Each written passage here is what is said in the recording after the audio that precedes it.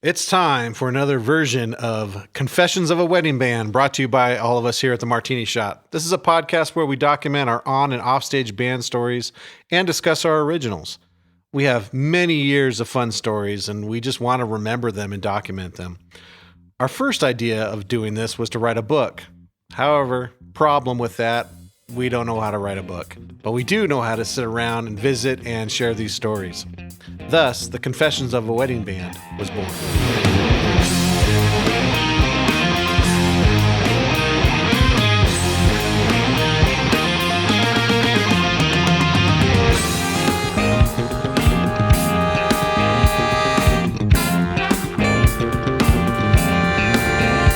We got everybody in the studio today, and let's go around and introduce the band here. I'm Andy, a singer and guitar. I'm Brooke, bass. S. McP, guitar. I'm Rob, saxophone, keys. I'm Greg, I play the drums. I'm Brian, trumpet. I'm Steven, I play sax and guitar. So let's dive into this episode's story. Call it the Aspen Chronicles. And we've had the pleasure of playing 2 weddings up in Aspen. And we've decided when we started this journey of these 2 times that we've got to do this, we decided to travel all together as a band.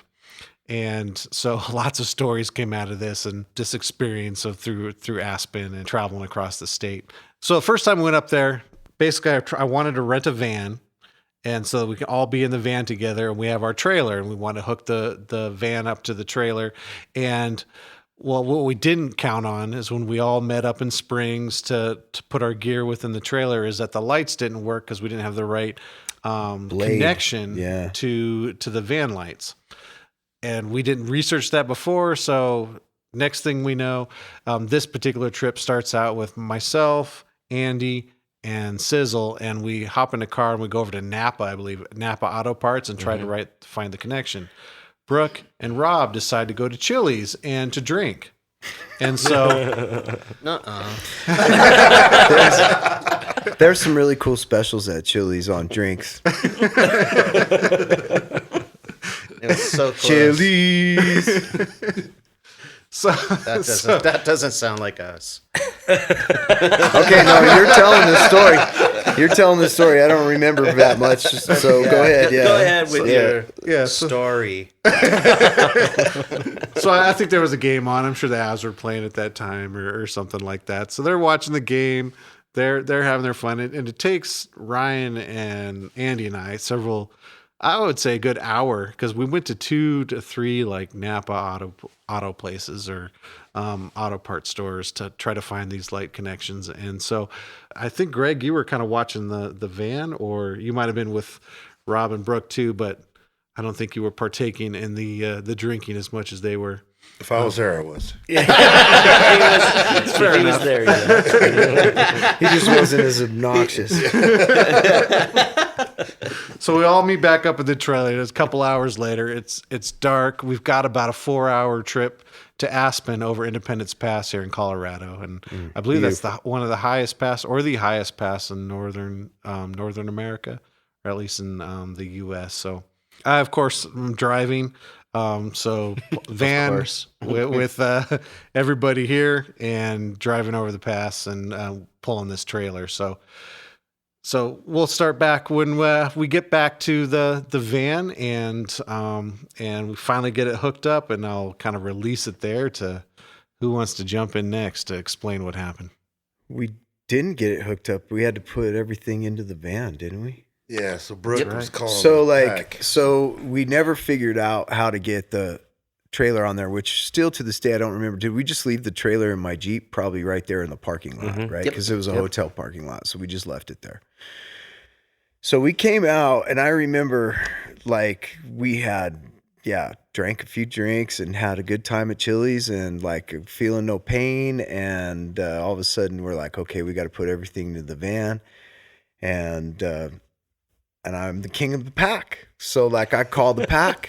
That's the way it works. We call the pack. I'm pack king. And it's like a Tetris game. Anytime you're trying to put a whole trailer full of stuff into like a passenger van, that was going to be a tough one, right? and we looked at it and we said we could do it. So we started doing it. We got everything in. I thought. And I was looking at it and it's perfect. I mean, there's no room to put anything else like in. And then I turned around and what was that? Another my hardware hardware bag. bag, yeah. You had I had two two of hardware them now, bags. Yeah. Why And he would had anybody just- have two hardware bags? He had just started using this hardware bag this trip, right? This was the Yeah, first well, time. I mean, to back that up a little bit, I had a big like coffin size hardware case, but I mean, it was like with all my stuff in there, it was like way too heavy for me to carry by myself. So I was just like, I couldn't load it. So you broke it into two. Yeah, so that's the reason why I unretired one of my bags, so I just kind of split it up just to lighten the load a little bit. That was the whole reason behind it. So Yeah, so I don't know. But the way the story goes is Brooke had the whole he had everything packed done. out and Everything ready to was go. perfect. And there was one of my bags still sticking out there, and he turns around, and it's like, "What the fuck is that doing here?" And I turn around and I go, "What?" And he says, "Dad, what the fuck is that doing here?" And I'm like, "It's my hardware bag." So we kind of got a little bit of an argument, just like why do you have two hardware bags? And I was trying to explain to him that about the whole heaviness of the coffin size case that I had, and it was too heavy for me to carry by myself. So anyway, we just kept on arguing, and it kind of finally got to the point to where he's kind of heated up and I'm kind of heated up, and Brooke was like, "Well, oh yeah." And I said, "Yeah," and that's when it ended. So we figured it out. We figured it out. We put it in We there. got it in there. Yeah. So we got in. I remember peeing in the trees by that time. I was like not doing well in the parking lot. And so, yeah, I was extremely obnoxious and wore Brian down to his last nerve. And he had to drive 4 hours with me in the back. And poor guy. It was a party van. It was like We had bottles and bottles of shit. And you're like, guys, is this legal? We're like, Andy yeah. explained it. Andy said, as long as you're not driving, it's perfectly legal. No, I think I said something like, "Well, as long as you're not driving and you're not in the city limits, I think we're fine." Isn't that the same thing about women? Oh my God, dude, we're going to get canceled. For that, dude. Yeah, the vibe in that van was so bad. I mean, Brian was just sitting there looking straight forward, not talking to anybody. Everybody quiet. else was just getting hammered. But you guys were laughing and yelling window at me. Yeah, you got to roll the window down once in a while. We were stuck in the about back of window. a van. Got to roll the window. I forgot about window. I know there's been a couple times where Brian's like, I don't want to talk to Brooke for like another 12 hours. So just keep him away. Well, I remember stopping in Buena Vista too, and I mean, you were obnoxious, and everyone was having a Oh, party. and I though. bought that kick-ass red Solo Yeah. cup Oh, yeah. T-shirt in a red Solo cup. That was the coolest thing I've ever gotten on the Took road. pictures. You were so happy. I was so happy. That was like a redneck if you moment. take That a was moment- so beautiful. If you take a moment and go to the Martini Shot website, I'm I sure you can still find have Brooke that. with his red Solo Cup T-shirt. I have And that Solo red Cup. Solo cup somewhere, and that was beautiful. Yeah. Red Solo cup. I think I ended up in that picture somehow. Yeah, I remember, and you're right, Brooke. Yeah, because we get there, and it's a 4-hour trip. So I mean, I'm exhausted. shot, We yeah. left late. It's probably 1 a.m. We check into the hotel. I think Which we, you can't. we stayed in a hotel that Aspen. time. Yeah, I know. It's like And I remember turning to Andy because I mean, we all each have, we double up in rooms, and we always have the same person that we've kind of double up with over time. And I remember turning to Andy going, I do not want to see Brooke before 11 a.m. tomorrow. Yeah. You did say that. Yeah, I had strict orders. Stay away. And rightfully so. And I think I did go to you and be I think like, you "Dude, went on a run you or just need something stay to away from like get Brian." your steam out, like you were PTing or something, dude, going on your PT run. That's right. I did do Which, that. I did- thanks for your service, Brian, by the way, oh, with thank you. Veterans Day being yesterday. And yeah, you know, it's like, let's talk about how weird Aspen is. Cause like it is to everybody in the nation, they probably look at it as, you know, this hoity toity multi-millionaire place, right? This is where Which all it the is. movie stars are. And yeah, all these other things, you know, and it has the absolute worst McDonald's in the entire world, I think. I mean, because I've been to McDonald's in a lot of different places, like, and I would have to say that it's got to be the worst in the nation, like 100%. The worst one I ever tried, that's for sure. Yeah. And you'd think that like a place like Aspen, right? And it closes at what time, guys? Like, what time's Aspen The close? whole Like, city, the entire like city, the entire like 9 city p.m. closes by 9. Yeah, 8. there's like no nightlife at all. There's no place to go, we nothing would get to do. done before midnight, trying just to go out, maybe find food or Yeah, we'd have go a to the drink, gas and that- station and hope that it was open and by the city 10 was closed. and to get I mean, like a corn dog. Maybe there's a bar. I don't know. Yeah, we had Maybe. to get food from gas stations. There was no like any kind of Yeah, because everybody has a multi-million-dollar house and a maid and a cook. So like I guess nobody needs a McDonald's, right? If you're super rich. But yeah. yeah, Everybody anyway, needs not the it. greatest place for musicians, right? Like and then yeah, late night food. and then we had to play on top of Aspen Ski Resort, on top of the highest mountain, the longest gondola ride, which is a 30-minute ride. More. And I we think it had was to even more. put all of our Is gear it that long? into those gondolas While it's moving. while it's moving. Yeah, that's kind And of correlate. That's kinda Remember, fun. you guys would go up a couple of like cars ahead and unload. get out and then start pulling gear out because that thing didn't stop, you know, Right. and we'd have to figure that out. And then those are some of the best times. Though. I remember like the ride down. coming down after is cool. Yeah. was at like night. so fun at night, you know, and it gets super cold up there, right? And we do these gorgeous weddings for And the amazingly scenery is rich amazing. Yeah. And didn't Well, that wedding planner say to have a wedding on top of Aspen Mountain, it starts at 500,000? Probably. people. Yeah, Just I to thought run it was the- like And we weren't charging enough. 100,000 to Yeah, run and we the weren't charging enough. Yeah. Yeah. to run the gondola all night. Because they run it all day, and I don't know that to run that thing all day was like 30,000 or something. That's Just- why we had a timer. Like if we weren't on that gondola, they were stopping it. Right. Yeah, that thing. They pay to run that thing Yeah, so all day. the crazy thing on the way up was like they were saying, it would not stop. So you had to just kind of on the fly throw your gear on there. your amps and like and- Brooke was saying, you'd send 2-3 guys up early, like Yeah, probably pull 5 it off. gondolas before, so they could be ready and they'd grab the stuff off, and then you'd go set up. But Because it'd take you an hour to get your shit back. because Like, you'd have to yeah. wait. If you missed If, it, if you didn't get it, it'd you be have to 30 wait. minutes down Wow. and then 30 minutes back. Like, Did you fit everything in one? You'd have to no, sit like there and wait multiple and cars. see, even Yeah. if you So could we figure would out which one we it would was in. send gear up by itself.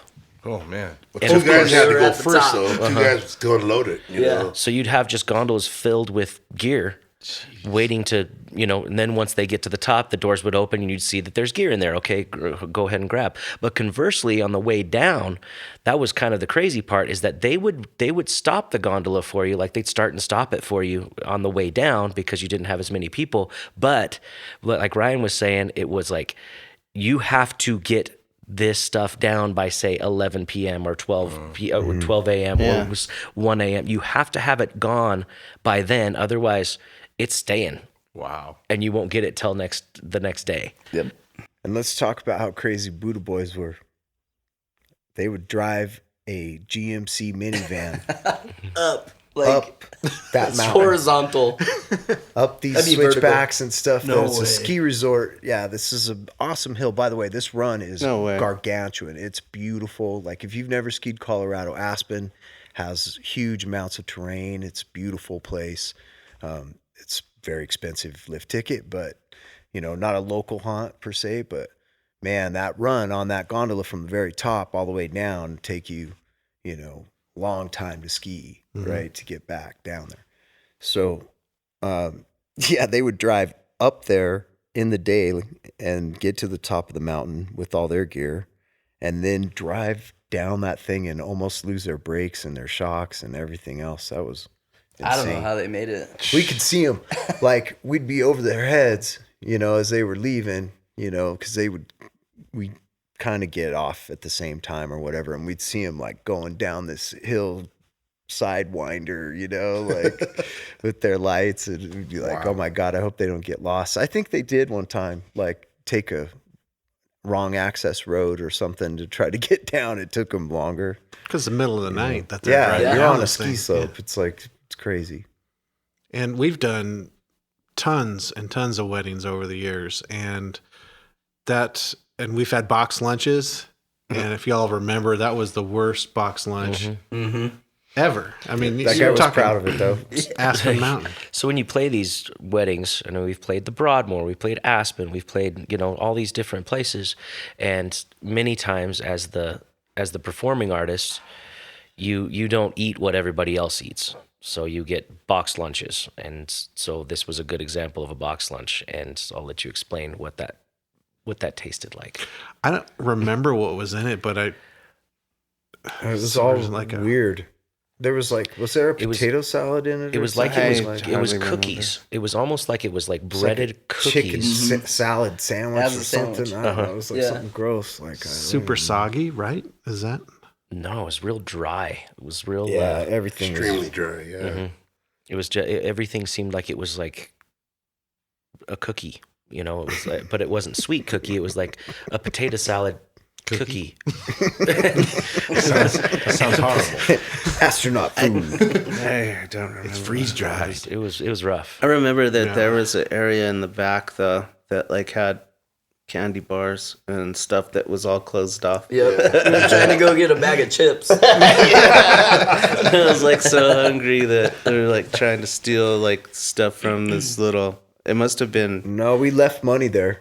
Oh, did we? Money, yeah. Mm-hmm. Oh, Yeah, we left money. good for us. We did. We left money there, and we got a lot of Hershey bars. But I think it's crazy. You finally get to the top, and the altitude just is crazy. Well, yeah, got to be over 10,000 easy, right? Oh, it was super easy. And all these people are flown in from all around the country. Yeah, and they get drunk up there. Yeah, one of my favorite stories is that I think either the bride or the groom was from San Diego, and then grandma was there, and she had like a glass of wine, and she was just passed out on the table. She was on the Grandma. floor. There's something like that. She was on the remember floor. that, They're like so trying to. People are freaking out. That altitude, and everybody just gets hammered because they're up so high. Yeah, we are lucky that we are climatized. Yep. Yeah, I train some at high form. altitude daily. Don't try this at home. I don't know if you can kick a football further, but you can drink more booze. That's for sure. And I remember staying, one of the times we stayed in a hotel, and the first time, though, we stayed in a hostel. Oh, man. So we learned over comes time. back to Yeah, that Brooks, was the guy who first got us into that wedding planning, and he was great. He was wonderful. Mm-hmm. But he put us in a hostel, we were hostile. and we were That was scary. we were a mess. And they had like battleship bunker Oh, style, God. like that was terrible. I've never been in beds one before. that had I didn't even know chains what on them, one and was. they were metal. Community bathroom. It was like it was like prison in Aspen. It was pretty sweet. I love it. We had fun though. I remember us sleeping there, and it had to been like 6 a.m, and Brooke wakes up probably the earliest of all of us. Woke up early. And always. we're all sleeping in this room, and with the chain bunks and all this kind of stuff. And he was on the bottom bunk, and I remember him just 6 a.m, waking up to him punching the top bunk, going, "Get me the fuck out of this prison!" And we all got up, and we're like, okay, I guess we're leaving now. I guess we're going. And that's where we ended up. We're like, well, it's the worst morning. It's like McDonald's. 6 or 7 a.m. We're like, well, we're starving because the food the night before was that boxed That's lunch. when we went to McDonald's. Yeah, right? we didn't Yeah, get. and then we went to didn't get McDonald's. And we're like, oh, well, at least there's a McDonald's here so we can get some food and get on the road and head back home. And then we go into this McDonald's in Aspen thinking like, oh, we can afford it, one. fed. Yeah, I thought there'd And- be a waterfall. No, that was At least a water feature of some sort. You know what I mean? We were in Aspen. That was one of the only times I wasn't pissed that you woke everybody up to get the fuck out of there. I was like, let's go. And no quorums there. no, yeah. One of those Aspen trips, though, we had a gig right in La Junta right after. Yeah. We were like, we had to drive At a all the way golf from course. Aspen. At the golf course. And we was changed a our long clothes weekend. in the gentleman's. That was Locker room. nuts. So that was the it second one, right? It was second time? Aspen, Vale, and then La Junta. And I remember going through Palisade, if my memory serves right, because we go Aspen to Glenwood Yeah, Springs we to went down and Palisade. took her. And you're like, hey, I didn't even Brian, know. can we get some beers for tonight? And it was like 10 a.m. So we went to Aspen over to Palisade. It was like a gas station area. Yep. Yeah, this huge liquor store just opened. We pulled in there. You all go grab beers and you bring it back to the car, and we're going to Vale. What And it was was your thing? Rattlers, Rat- right? Rattlers. Yeah. Yeah, it's a beer with orange juice in it. Yeah, and I'm of course, It I'm doesn't driving. originally come like that, but once Ryan has one. Of course, I'm in the car just chilling, and or in the van just chilling, and then you all come back in. It's probably 10:30 at that point, and I start driving out of the parking lot. No one's in the parking lot except for us. Driving out of the parking lot, and I hear, "Psh,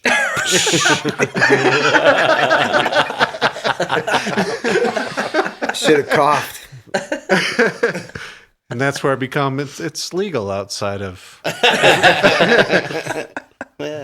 It's the just a front good range. thing that, as irresponsible as we might have been in certain points, like we were always responsible when it came to you being the stone cold sober guy of the band, you and Steven all the time, right? So like, You poor you guys. were great.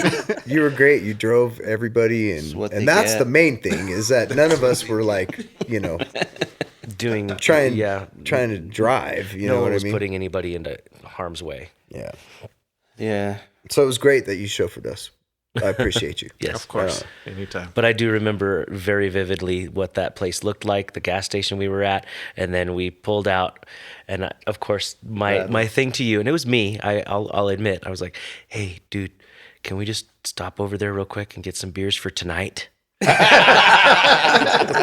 then, of course, It's the way it's he 10 worded it. a.m. They got him permission. And I remember handing them out to everybody, and then it was.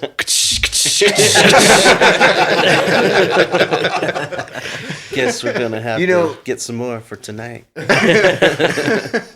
Talking about that hostel was pretty funny. Like, and the other thing was we charged, like, what was it? Like $2,500. And we thought we were in the money. And the lady who hired us said we charged too little and wrote us a check for $5,000 and laughed at that. Do you remember that? Yeah. But the next time we went up there, We charged $5,000. Oh, more than that. it was way more than that. We charged way more than that. They don't buck an eye at it, or And they Yeah, didn't. we had They no didn't buck clue. it. We were like bumpkins, They're like, paying oh, what do you think they'll pay us? $500,000. Yeah, they would have flown in like a band from God knows where, right? And put them up in the best hotel, fed them real food, not the box lunch. We didn't learn any of that like until later, right? Where we started getting better food and better lodging. Remember that cool place we stayed? It was like a Swiss chalet kind of thingy. yeah. That was kind of cool. Yeah, that was cool. It's like a Swiss hotel. I just still can't believe La Junta has a country club. Because I feel like I grew up. It's like an Elks Lodge. Was it? Oh, yeah. I think so. Yeah, It was because we- Oh, remember it had a that- golf course. It had a golf course, but the place that we played, the room that we played in, after 2 long days of travel and play, it was like, wood paneling on the it was. I mean, it was I pretty just rough. growing up, I've been to La Junta so many times because I have family there when I was young, and it's just wow, this is like I was just so surprised. But I mean. I don't know. I wouldn't suggest playing golf in La Junta anytime soon. No offense, people from La Junta. It looked like the course that like going to Walsenburg, where we used to play Walsenburg. That I don't know. It just looked like the grass wasn't kept well, and I don't know. It was just all dried up. It was all dried up. It's like, how do you play Golf grass? are hard to maintain, bro. Yeah. You don't even know. You don't. It's hard to play golf in La It's Junta. hard down there. It's hard. No, it's we all have family from La Junta too. Well, you and I do, Yeah. and we love La Junta. So, And we loved all the gigs we used to do there too. yeah, we Though had they quite treated a us few. so well, and we always loved them. But yeah, I agree. I wouldn't golf. I mean, down no, I just we have a it was show? just so surprising to me. But yeah, I mean, I'm not knocking La Junta as far as it's just surprising. But yeah, we've had I a think lot it of. was just. It was They've been kinda- very supportive through the years. there. Well, it was small. Remember, we were crammed in a corner. That's quite the trek to make after playing Aspen. It was nuts. And Vail. I'll always Aspen remember. and Vail. Long. I drank a. It That was like grounds one of you. the It longest makes you nights ever, man. I humble. cannot wait for it to be over, man. It was like, What, then we had to travel home. Right Yeah, after La that. Junta, just next door. It's about an hour away still. Yeah. Well, from here. And I remember it was the Snore Fest coming down I-25 after Vail. So driving all the way to La Junta. I mean, it was nice That's a and long quiet. trip, And then there was like this nice music of snoring from everybody. As poor Bri drives us all the way around Colorado. That was a long trip. It was a very long trip. I remember taking a 5-hour energy, and I had the jitters for the entire La Junta gig. And we got down there. I was like, everybody was so exhausted, and we're like, And Ryan's always he was always really big on these 5-hour energies, and I had never really done that, and I took one of those 5-hour energies. Oh boy, did it not agree with me, and I had the jitters the entire gig, and we made it through. Somehow we made it through. Everybody was kind of on their last leg. Yep. Everybody was just teetering, and we made it after a very, very long weekend. That's feast or famine in this business. You do what you do. And then we should say kudos to every musician that goes out on a tour and plays like every night somewhere or every other night. I mean, the stamina that it takes to maintain yourself physically, it's incredible, right? And all the professionals know it. I mean, even the Stones have a gym that they bring on the road, right? I mean, which is insane. I don't know how those guys do that. But anyway, you think about it, it's taxing on your body, and it's a lot of travel, and it's bad food. And so to learn how to like manage all those things together with lack of sleep, and fatigue that you get, I'd say kudos to any of those pros out there that are doing that, on a daily basis. Or even if you're not a pro, even if you're just like out there and you're in your van with your buddies and you're doing the thing that, Dave Grohl did one time with a couple of his buddies to become the greatest band in the world, then, kudos to you too.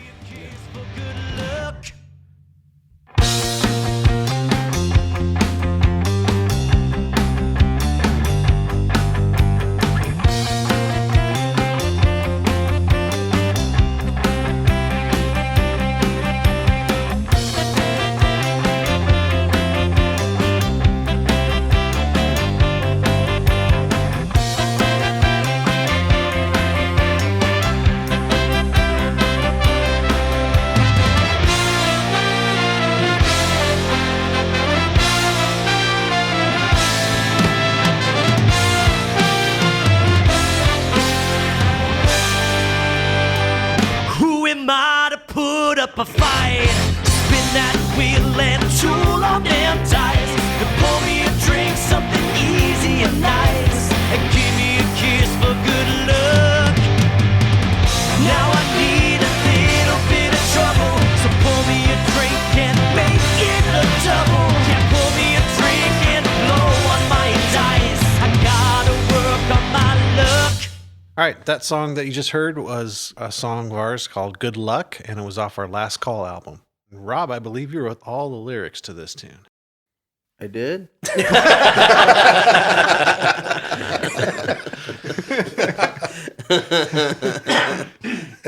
Okay. And the music. I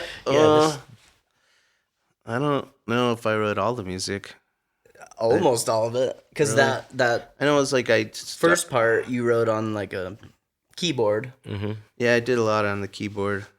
I did it like, I tried to sequence some stuff. I think I was just like, I had a new keyboard and I was just trying to learn it.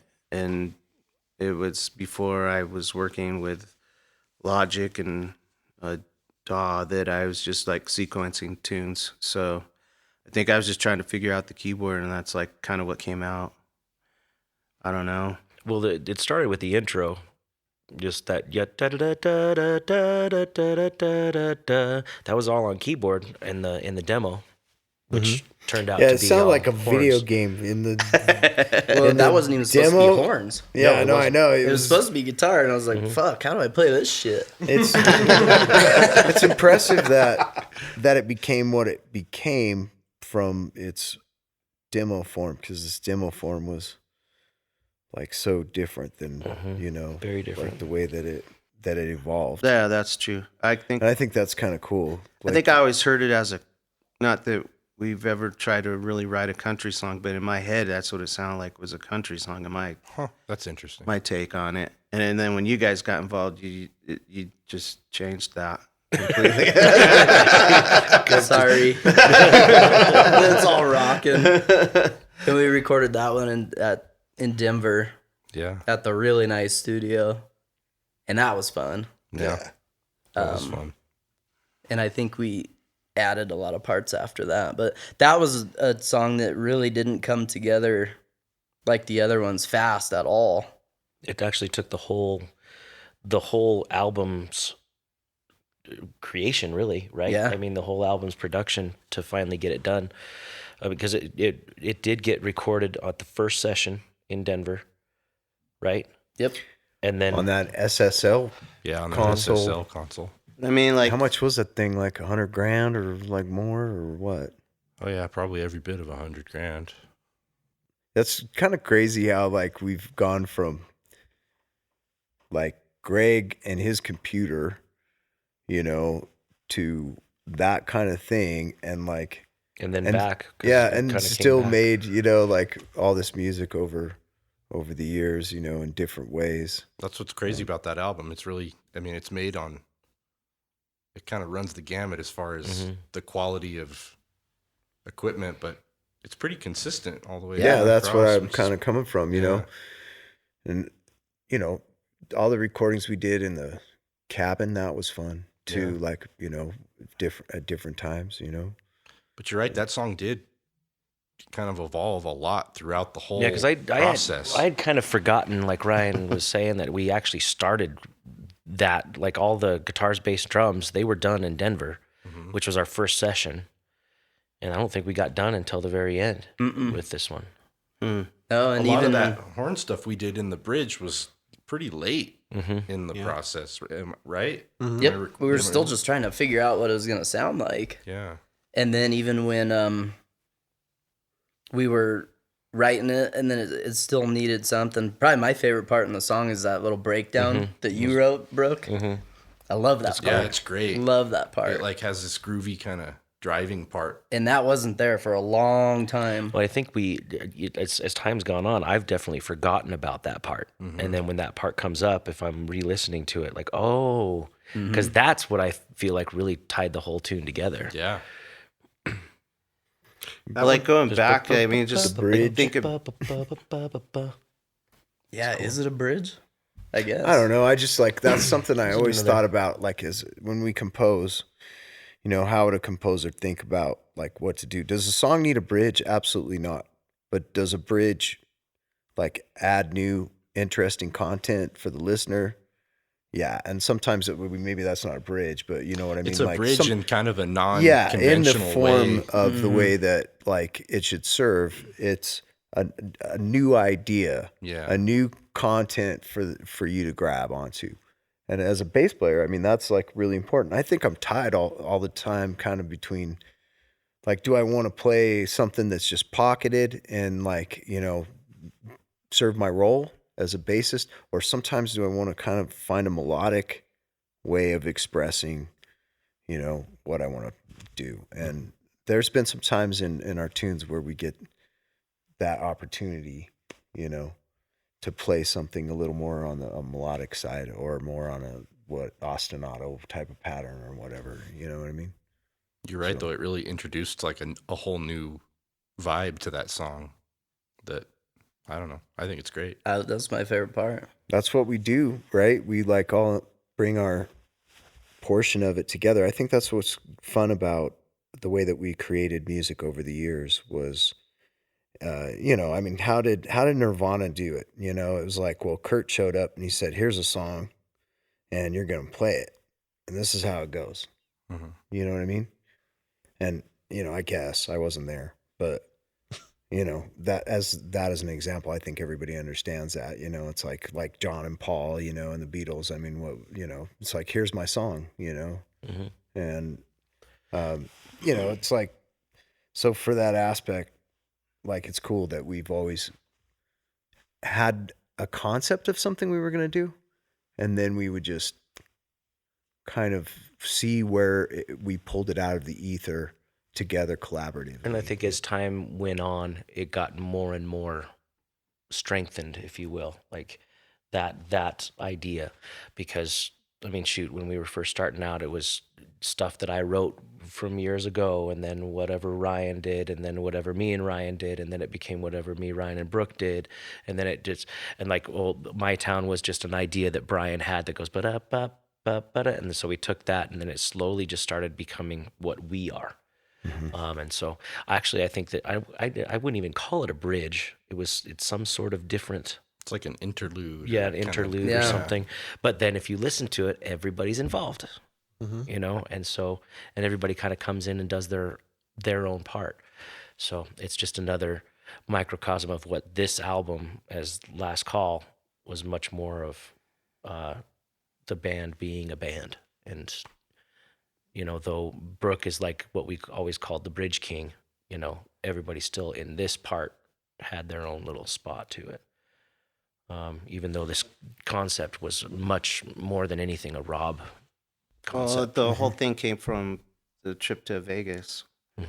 And I don't get out much. So, like, for me to actually make a trip anywhere was something. So that inspired me to, like, I wanted to kind of catch that whole time there. We were there for a friend of ours that was getting married. I just remember that wedding and like sitting there in the hot sun, but it was where we were. It was a bit shady, and just watching all of you guys that were part of the wedding party up on stage, the little stage that it was, and it's like, I mean, it was in old Las Vegas, right? And that's therefore it was like poolside. These people are out on their balcony, like just like watching the weddings all day, probably. The only thing missing was Elvis, and it was like, you know, just some dude, and like, and with a boom box. Yeah, and he hits the box button, and it like.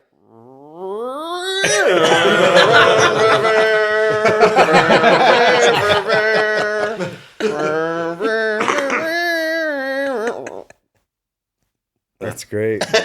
You know, and it's like, and there's like Buddy, and he's like little heads all turning red from the sun, and looking up at his wife, and it was just it was a magical moment. Is that in the lyrics? No. No. I don't know. I just everybody talks about Vegas, and so I'm glad I went, and I'd like to go back. But it was just that whole time there, and all the crazy stuff that happened within just a few short days. Were your lyrics supposed to be for this song? Like you were hearing country the whole time? It just sounded like the lyrics just seemed like a country song to me. I haven't really thought about it in a long time, so I don't know it. But I just pictured it as a country song. I could hear it as a country song, I guess, more than what you guys heard it. Not that I'm upset or anything. It just totally changed. I couldn't imagine a country song on any of our albums that we wrote. It just all of a sudden, here's a country song in the middle of our albums. That would be, well, it might be cool. I don't know. Maybe we should do a whole country type of album or something. But yeah, no, I just it was a fun time. It's like we were all together. I remember, what was that stupid cartoon we used to watch? Baby Cakes. Baby Cakes.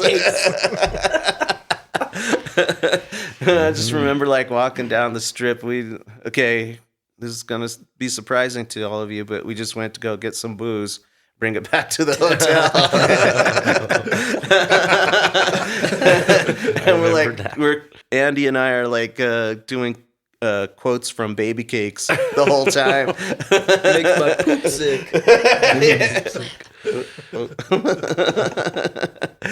My name is Baby Cakes. I'm the world. So I don't know. It was just that whole time, and then We had the time of our lives. Our characters met the moon babies. Yeah. And then remember, like Greg and you and I we went up on top of the. Is that where you staying? Stratosphere. Were you staying at the Stratosphere? Yeah. Yeah, he was staying at the Stratosphere. I'd never do that again. I can't believe I did it then, but that was fun.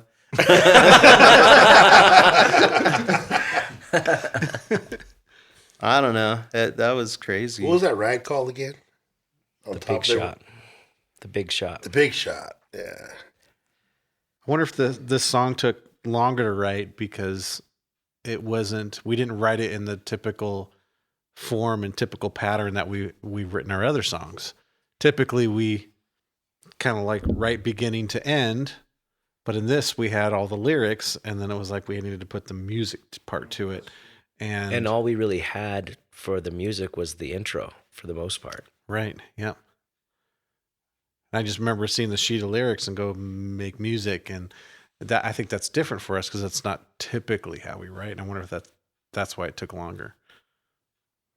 And sorry, Rob, we didn't make it a country song for you. Well, I probably didn't press hard enough for what I thought. I mean, it didn't matter to me. I was just happy that we were going to do it. But I mean, I can vaguely remember how I thought it would go. But anyway, I forgive you.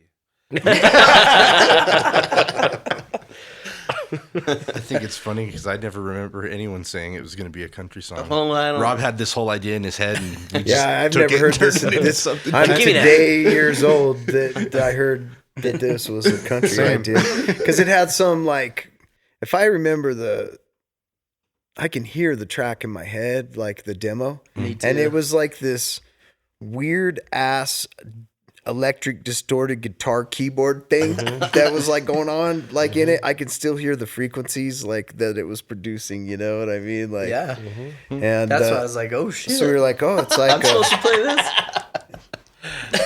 yeah, because it was like he was playing guitar riffs on a keyboard, which obviously, you know, are easier. You're probably giving me way too much credit. I know it had like, I know you liked the beat because it was like something like that, you know. It was kind of like a gallop. Yeah. Yeah. I remember you commenting on that.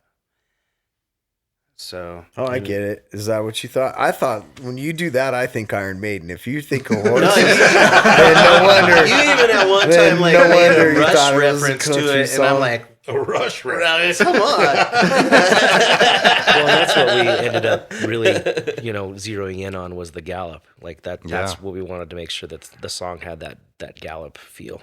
And Which was iconic, right? Like in heavy metal back in the days, In the really, 80s, which is yeah. kind of cool.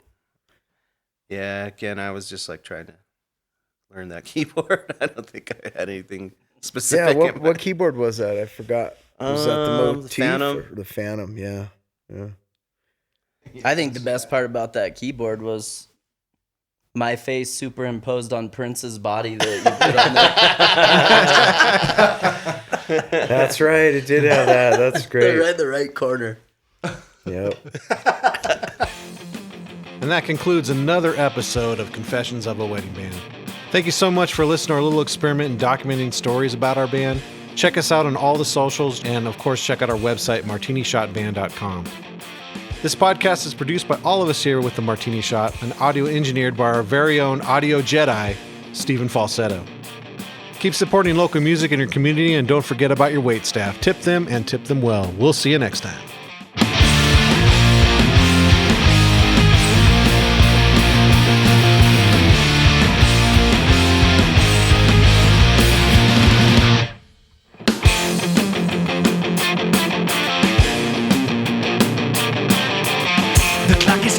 And I'm not sticking around. The wall has rotted, it's burning to the ground. Searching and searching, there's something to be found. The clock is ticking, and I'm not sticking around.